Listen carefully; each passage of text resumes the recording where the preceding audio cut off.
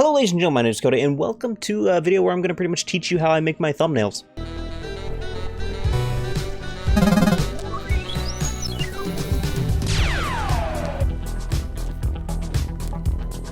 So as some of you know, recently I started making more professional thumbnails because I'm actually taking the time to do so. So I just want to show you real quick. So obviously, professional, so on, till you get to about right here. Then it's no longer professional. It's because I didn't take the time to make them professional. So pretty much what I'm going through and doing is, I mean, there's nothing wrong with the videos themselves, but the thumbnails are just so horrific, you know, like they're bad. So I'm going through each video that isn't professional, you know, when I get the time, and I'm making the full professional thumbnail. So as an example, we're going to go ahead and go for, I think, either this one or this one. We're probably going to go with this video right here to edit. Now, I know I'm holding you from the tutorial, but another big reason why I'm trying to make these very professional is because on my website, I have a section for the YouTube videos now, and obviously there's all the main uploads. We want thumbnails to be appealing. We want trafficking to come through. We want much better retention. So I'm currently adding a current series section on here, and obviously these don't look that good until you get to literally close to the very recent ones where they are starting to look much better. So I want to go through, update all of them because, you know, the videos deserve to have good quality thumbnails. Alright, so right away we're going to jump straight into Photoshop. We're going to go ahead up here, click New, which you can't see because my face is in the way because I don't feel like doing advanced editing on this, I'm sorry. So we have our thingy here, you know, set it up. So we're going to go 1920 by 1080. That is pretty much the standard 16:9 format for videos, so on. So we're going to go ahead and open that. So now we have this nice little blank document. Everybody does this differently, but I'm going to go ahead and open this. I'm going to go down to place. So there's this folder I have called stock photos of me. This is pretty much a weird collage of photos that we had taken every time I did a recording in that shirt or that outfit. That way I would have, you know, a bunch of professional high quality photos to use in the thumbnails, which is kind of cheating, but at the same time, who doesn't do that? So we had a dark shirt in that video, and I don't actually have, oh, I do, I have dark shirts right here. Now let's look back on the video. All right, so the video thumbnail itself was kind of a serious tone look, so we're gonna go back over here and we're gonna look for a serious tone that we haven't used already. We want to try to avoid using any duplicate photos so we don't actually run into weird issues like, oh, that's the same photo, that kind of looks weird after a while. So to be serious, let's go with this one. Yeah, this isn't a bad one at all. So we need to look and see what side my face was actually on, if it was on the right or left, because how I do them, I usually have it on the right or on the left. And to be honest, it's hard to tell, but this one's on the left up here, so this one is going to be on the right. Since this was an update video, I don't typically do ones for that, but update video, it's on the right side. So what we're going to do, we're just going to move this on over here, facing the left side. We're going to enlarge it just a little bit, that way we can get a full understanding of, you know, that fill in the space and, you know, makes it look more appealing. So I learned this more recently. If we use the magic wand, we can literally just go through and select my face, select all of this. This is how we're going to separate the background from my pretty much everything. So we're just going to fill this in as much as we can. You know, we're going to have a little bit of spread right here, which we can easily just hold Alt and delete those out. So we want to go through, fill all of this in, and for some reason, you know, it's going to grab everything and anything it can, which is a little annoying, but we'll get through this together. Yep, so it doesn't have to be perfect. It can be just like this, and we're going to go ahead and delete this, which that deleted quite a bit. That was really good. And what I'm going to go from here is try to fill it in a tiny bit more, and then we're going to come up here to refine edge. I'm going to do this, and it'll automatically remove it all. See, it looks a little choppy, but we're going to try and clean that up as much as we can. So I already have a preset set up, so we're going to use it like this. Now we need to find something from the game to use. So we're going to open this back up, open this. Hello, ladies and gentlemen. And we have myself in the video, and if you remember correctly, a thumbnail had like some creatures, I believe, on it. Our snipping tool. And we're just going to grab this right here, and then we're just going to hit copy.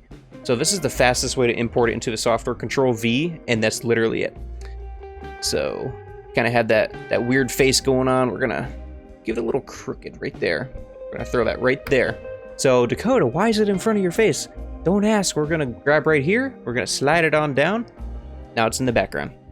So there's something off about my face a little bit, so we're just gonna move it just a tiniest bit, kind of give it more of like that aspect. I'm gonna click enter, and now we're gonna go to the background. We can come up here to layer. So to make it a bit easier for you to see, move my face, we're gonna come up here to image and auto-tone, and then I kind of just run through these, see what looks better, and it'll change the image a little bit to make it more natural. Then we're going to come over here to filter, go down to blur, Gaussian blur, because Gaussian blur is the best, and I'm going to go 5 pixels. 5 pixels is going to blur it out completely because we're trying to add a depth, which makes your thumbnails pop out a lot more. So I'm giving you guys the secret sauce. So we're going to go through, we clicked on the photo, I'm going to click E for the eraser tool, and I'm going to try to clean up this right here, just a tiny bit. It doesn't have to be perfect, you know, because you got to think when you're viewing these, you are literally going to be viewing this like on such a small window. Even that alone is actually not bad at all. So there's a little bit of space up here I want to fill in. So I'm going to go back into the game and we will find something random, right? So right about here.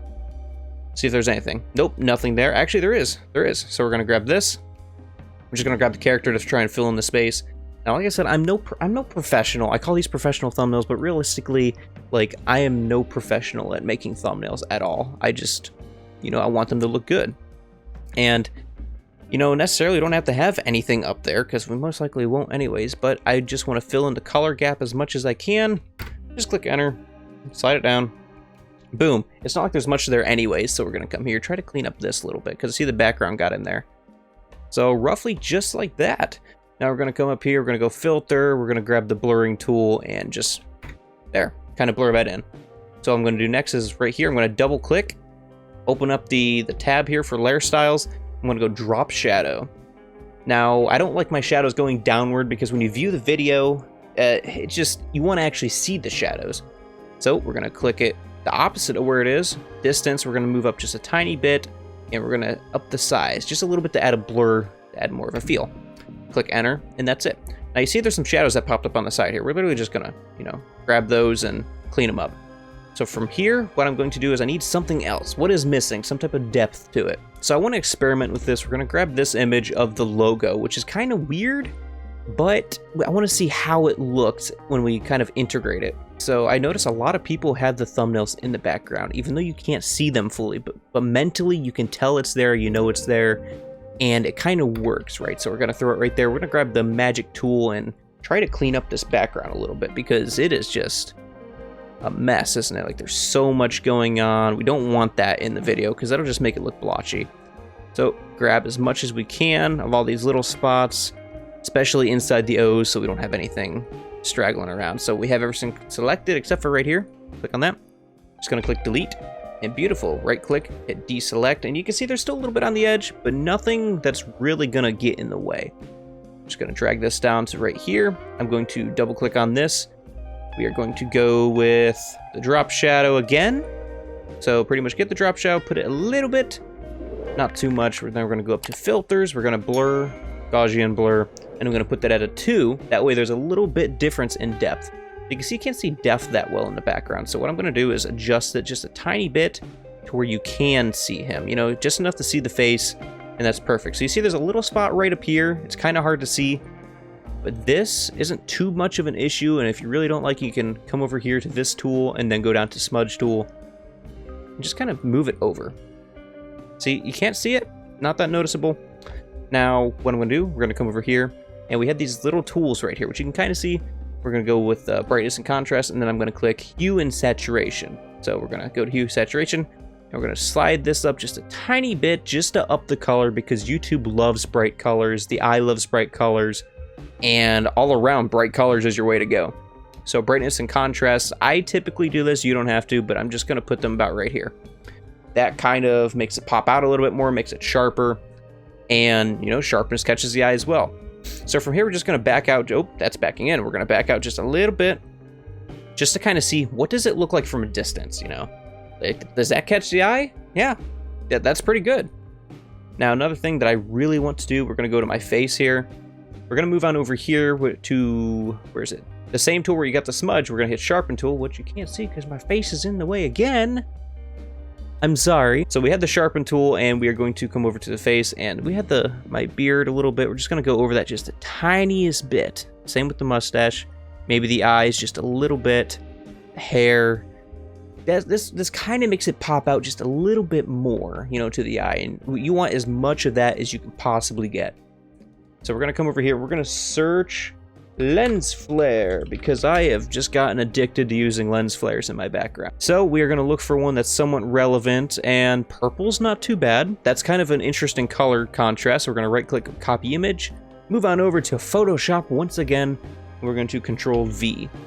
So to remove this weird little, you know, the background, you don't have to use the tool. You can use the wand tool. We're going to stretch it over, hit enter. But we're going to come over here, click on where it says normal, and we're going to go all the way down to screen. Screen will literally just remove the background for you on certain items. Not everything, certain items. So we can put this literally wherever we want. We can have it right here, and I'm not too against having it right there because it doesn't really hurt anything, and it looks good. So after all of this, we're going to go up to File, we're going to go Save for Web, and from Save for Web, it's going to pull this up, right? And if you notice, it looks very pixelated, very weird. I mean, for you guys, it might not, but you want to go over to Original, not Optimize. Original is going to keep it the way it looks in the software. Optimize is just going to, the compression's going to just eat it up. It's going to look really weird. So now that we have this, we're literally just going to hit save. And we have this weird setup because, you know, I already have a couple things from thumbnails, and I have Richard from The Amazing World of Gumball for some reason. And I'm literally just going to title this H7 because I believe that this was on episode 7. And you guys don't necessarily have to follow me for this part. That was pretty much how I make the thumbnail, but I'm going to show you pretty much how I'm just going to apply it. So I'm literally just going to come here to the video itself. We're going to scroll down.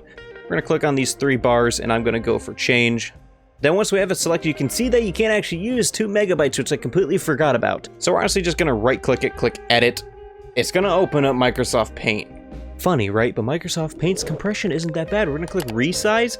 And I'm literally going to type 70 because 70 is going to shrink it just enough to be the perfect size, like literally 1.9 megabytes, and that's good, more than enough. So we're going to go back, we're just going to click open, and boom, then we just come up and click save, and now we have a thumbnail that pops out. Now it does take a little bit of time for YouTube to actually have these thumbnails pop up. Like, see, it's not there yet, it'll probably take a day, but once it's on there, you officially have, you know, a professional video thumbnail. Anyways, ladies and gentlemen, if you liked the video, hit the like button. If you want to definitely do subscribe. I hope that this helps somebody out there. I know that these videos are definitely very, very overdone, but that's literally how I make my thumbnails. I hope that helps someone. And, you know, if it does, let me know let me know what you think in the comments below.